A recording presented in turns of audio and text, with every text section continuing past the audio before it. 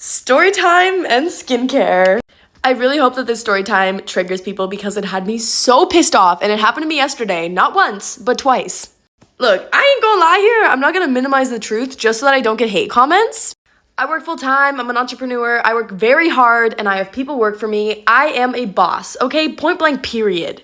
So yesterday, I had actually my own sister working for me, and we love working together. It is so much fun. She cooks for me, helps me out, does some phone calls.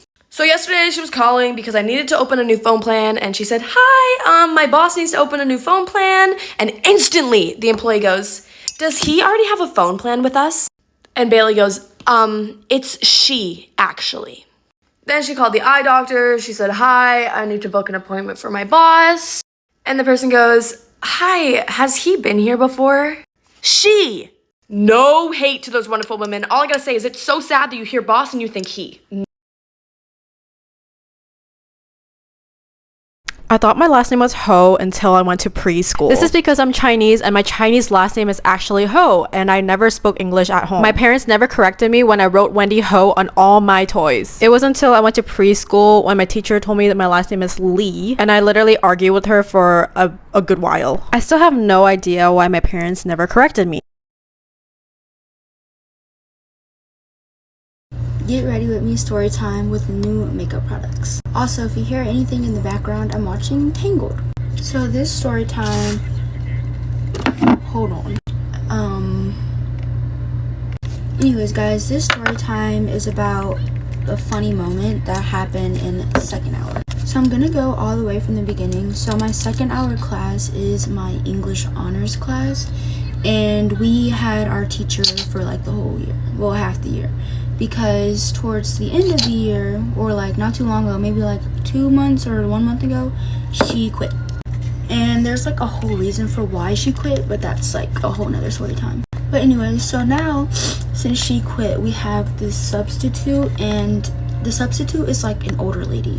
And for like people with like older teachers or substitutes who may be older, y'all know that like they have their own separate way of teaching, and like how when they were younger, it's like completely different for how things are now. So this substitute really like picks and chooses who she likes and who she doesn't like. And so there's just one kid that we can say she doesn't like, and we're gonna call this kid Jeremy. So the kid Jeremy, you can say he's like slightly autistic, but like he does everything we can do. Like he's really no different from any of us. It's just some of the stuff he says and does, like he has no shame, like he does not care. So basically when we first get in the class, I guess Jeremy was like looking for something in his book sack, and so he began like taking like everything out of his book sack and like laying it out on the floor. Okay, so we're gonna call the substitute teacher, or our teacher now, Miss Mary.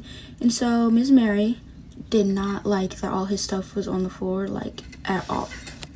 So then she started making like a big deal about how all his stuff is on the floor, and like the class was like laughing about it because just like of how she fusses, like she's like old but funny. So I guess Jeremy just wants to get out of the room to breathe, so he asks her, can he go to the restroom? And I don't think it was really fair. I think she just said no because she was mad, but she was like, no, you can't go. And then the messed up thing, after she said no to Jeremy, she said yes to like another student and let them go to the restroom. So I guess her saying no to him going to the restroom kind of led to the main plot of the story. So after the whole you can't go to the bathroom thing, everything started dialing down. Like it was nice and quiet, and like everything was good. So like I said, everything was quiet, and then all of a sudden Jeremy raises his hand, and I turned my head because I had a feeling, I was like, he's about to say something just out of pocket.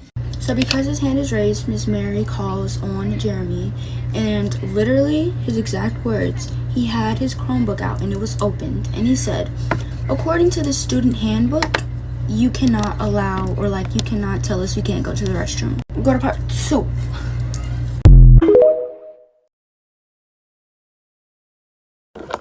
Get ready with me for a fight. So basically, this girl wants to fucking fight me, y'all. Like, if you know me at school, I'm like one of the sweetest people. Like, I mind my business. I don't talk to anybody. Like, I have my 4 friends that I talk to all day. No, 5 that I talk to all day. If you don't see me talking to them, Then I have my headphones in and I'm minding my business. So there's this girl, not gonna say names, we're just gonna call her Mia.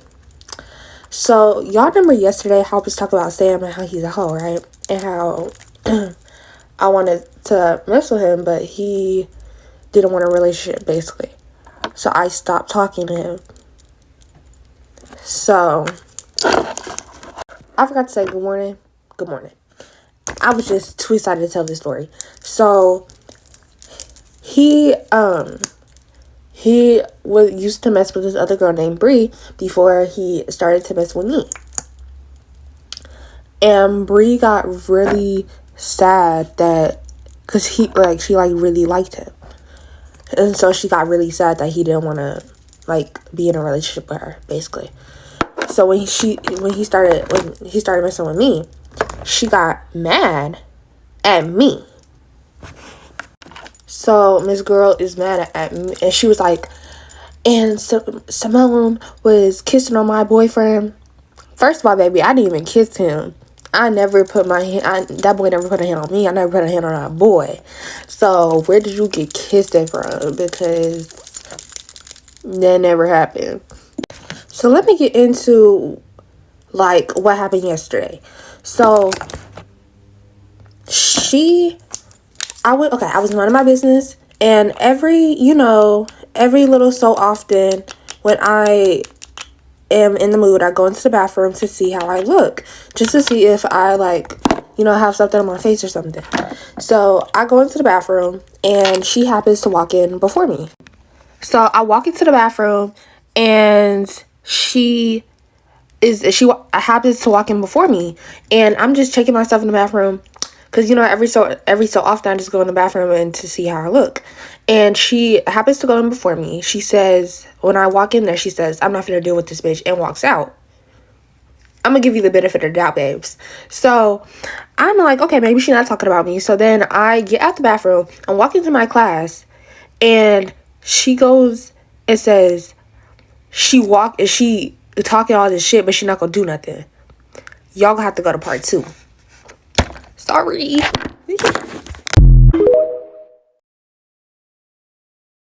Is it okay that my boyfriend is trying to convince me to let him hook up with my cousin? That's when my cousin tells me, you should just let us do it. I looked over at her and I said, are you crazy? And she said, if you guys already have an open relationship, what's the difference? I told her I wasn't going to be comfortable with her and my boyfriend doing it, and that she needed to get that idea out of her head. And she started trying to do reverse psychology on me. She said if I didn't let them do it, that he was going to eventually resent me, and that he would see me as the bad guy, and that he'd probably start looking for other girls. I could not believe that my own cousin was trying to do that to me. I started to cry and I asked her if she loved me at all. She then hugged me and says, of course I love you. This is the best thing for your relationship. Part of me started to actually believe what she was saying. I thought maybe he will resent me if I don't let them do it. After that, I didn't talk to my cousin for a few days. During that time, all my boyfriend did was ask me if he could see her again. I made the mistake of telling him that my cousin was down, and then he started pushing even more. He promised me he would only do it with her once, and that nothing would change between him and I. Here's the other thing. There's a guy who's always asked me out on dates, but I always say no. He contacted me and told me that he was finally single and that he really wants to see me. I told my boyfriend that if he was going to do it with my cousin, then I could.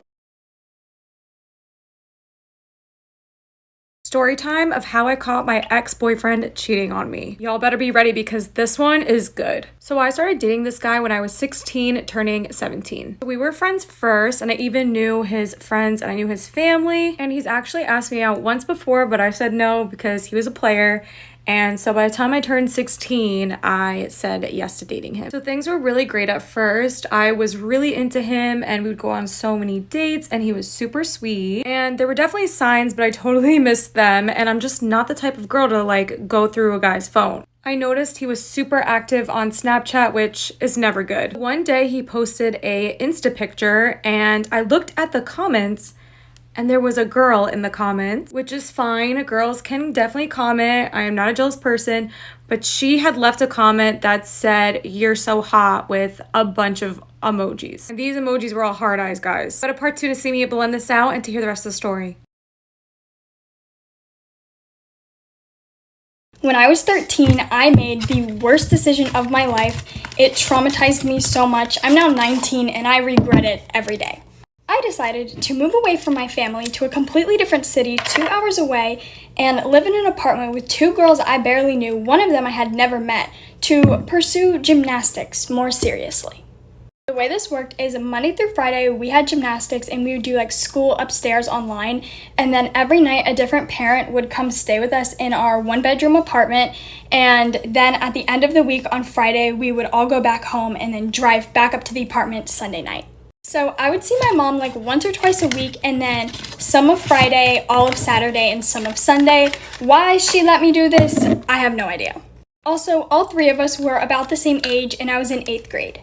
The only good thing that came out of this is I met one of my best friends who was the girl I didn't know. The gym environment ended up being absolutely traumatizing and we were all being abused. Things went south pretty quick. We were all crying multiple times a day. We would cry before practice, we would cry at night anticipating practice, we'd cry after practice, and our parents were like, you made this decision, like you gotta stick to it, but I don't think they knew how bad it was. We all started to experience panic attacks and we just wanted to be home. I absolutely hated like every second there, and I'm pretty sure they did too. I have so many stories of just whack, horrible things that happened there. But like I said, there was one good thing that came out of it, and that was meeting my best friend, and she was the girl that I didn't know when I first moved in. We became inseparable like super quick. We did everything together, and when we weren't at practice or worrying about practice, we were like laughing. The whole time we were supposed to be doing school, we would be laughing. Like, I never laughed harder than I did with that girl. We would have movie nights like all the time, and since we were all staying in the same bedroom, we ended up making a fort underneath our beds because they were all touching, and we'd watch movies under there. My best friend ended up bringing her cat, and we also had a hamster. That hamster is a story for a different time, but we had so much fun having like the cat there. We were definitely all trauma bonded because we went through so much together. I still talk to the girl I was best friends with. I actually FaceTimed her the other night, and she's my best friend I've ever had in my entire life. I wish I could have met my bestie in a different way because the damage was so not worth it. This entire thing lasted over a year, so let me know if you want more stories from this time in my life because I have so many. I was popular in middle school, but not in the way you think. At my school, the popular girls played volleyball, and so did I. So I thought they were my friends. Silly me. Last time I checked, your friends aren't supposed to make fun of your body and set you up with guys as a joke. Yeah, they did that. I barely got invited to anything, but when I did, they would just make fun of me the whole time. One time, I don't like talking about this because it bothers me so much. A girl put me in a chokehold and they locked me in a room after. Yeah, the psychological explanation for everything they did to me is that they were insecure. If anything, the situation taught me that it's better to be alone than to be surrounded by people who treat you like garbage. It gets better. Not for the bullies though.